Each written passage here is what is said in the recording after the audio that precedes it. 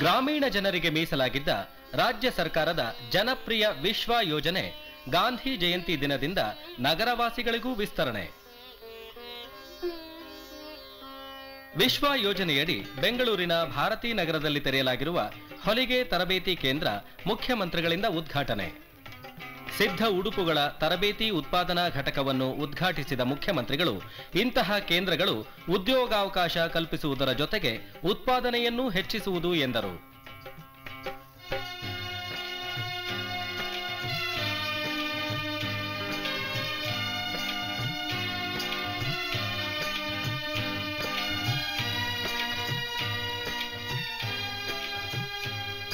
ಬೆಂಗಳೂರಿನಲ್ಲಿ quit India ಚಳುವಳಿಯ ಸುವರ್ಣ ಮಹೋತ್ಸವ ಸ್ಮಾರಕ ವೀರಸೌಧ ನಿರ್ಮಾಣ.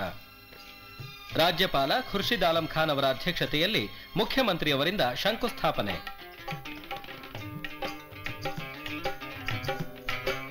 ಮುಖ್ಯ ಕಾರ್ಯದರ್ಶಿ ಶ್ರೀ ಅಲೆಕ್ಸಾಂಡರ್ ಅವರಿಂದ ಸ್ವಾಗತ. ರಾಜ್ಯದಲ್ಲಿನ ಸ್ವಾತಂತ್ರ್ಯ ಹೋರಾಟದ ಪ್ರಾಮುಖ್ಯತೆಯ ಸ್ಥಳಗಳನ್ನು ಐತಿಹಾಸಿಕ ಸ್ಮಾರಕಗಳನ್ನಾಗಿ ಅಭಿವೃದ್ಧಿಪಡಿಸುವ ಉದ್ದೇಶ ಸರ್ಕಾರಕ್ಕಿದೆ ಎಂದು ಬಂಗಾರಪ್ಪನವರಿಂದ ಪ್ರಕಟಣೆ.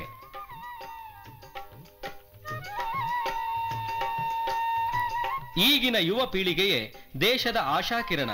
ಹಿರಿಯರು ಸೋತೆಡೆ ಗೆಲುವು ಸಾಧಿಸಲು ಯುವಕರಿಗೆ ಕರೆ ರಾಜ್ಯಪಾಲರಿಂದ.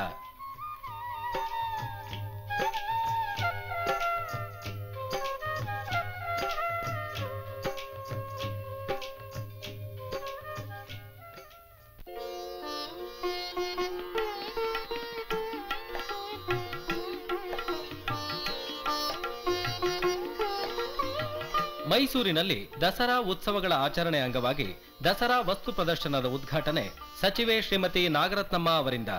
ಮೈಸೂರಿನ ಪ್ರಸಿದ್ಧ ಪರಂಪರೆಯನ್ನು ಜೀವಂತವಾಗಿರಿಸಲು ಅವರಿಂದ ಜನತೆಗೆ ಕರೆ.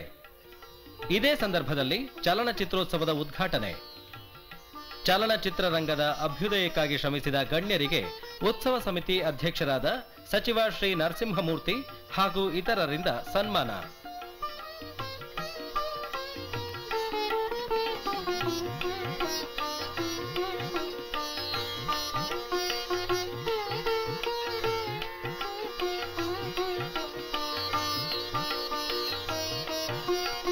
ವಾರ್ತಾ ಇಲಾಖೆಯ ಆಯುಕ್ತ ಶ್ರೀ ಫಿಲಿಪೋಸ್ ಮಥಾಯಿಸ್ ಅವರಿಂದ ನಟ ರವಿಚಂದ್ರನ್ ಅವರಿಗೆ ಗೌರವ.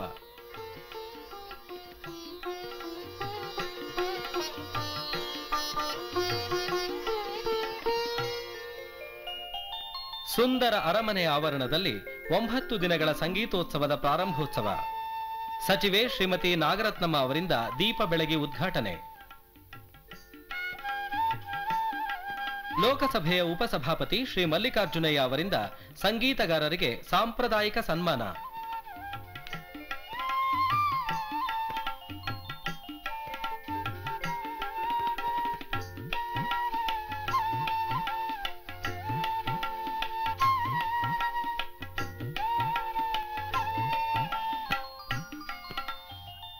ಇತಿಹಾಸ ಪ್ರಸಿದ್ಧ ದಸರಾ ಮೆರವಣಿಗೆಗೆ ಮುಂಚೆ ನಂದಿ ಧ್ವಜಕ್ಕೆ ಪೂಜೆ ಮುಖ್ಯಮಂತ್ರಿಯವರಿಂದ.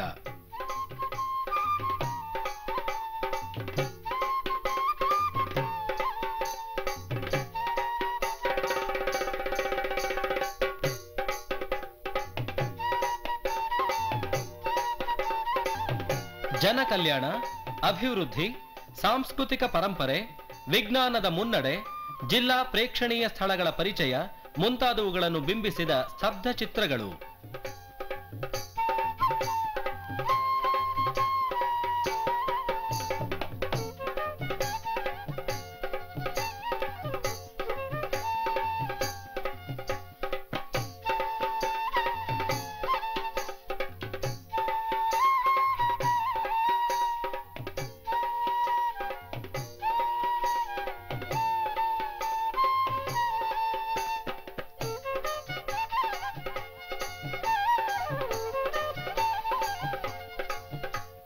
ಅರಮನೆಯ ಸಾಂಪ್ರದಾಯಿಕ ನಿಶಾನೆಗಳು ಮುಂತಾದ ಮನಾಕರ್ಷಕ ಮೆರವಣಿಗೆ ಲಕ್ಷಾಂತರ ಜನರ ಮನಸೂರೆಗೊಂಡಿತು.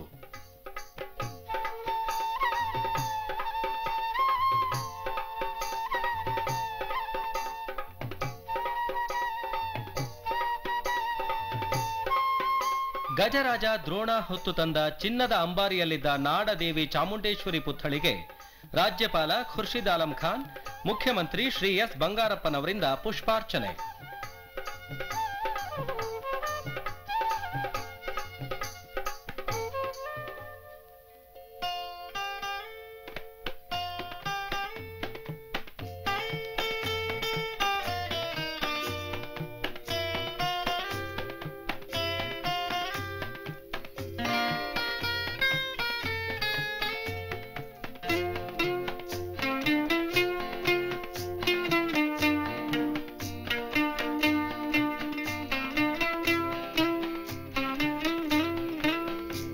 ರಾಜಗಾಂಭೀರ್ಯದಿಂದ ಹೆಜ್ಜೆ ಇಡುತ್ತಾ ಮೆರವಣಿಗೆಯಲ್ಲಿ ಮುಖ್ಯ ರಸ್ತೆಗಳ ಮೂಲಕ ಬನ್ನಿ ಮಂಟಪಕ್ಕೆ ದ್ರೋಣನ ಪಯಣ.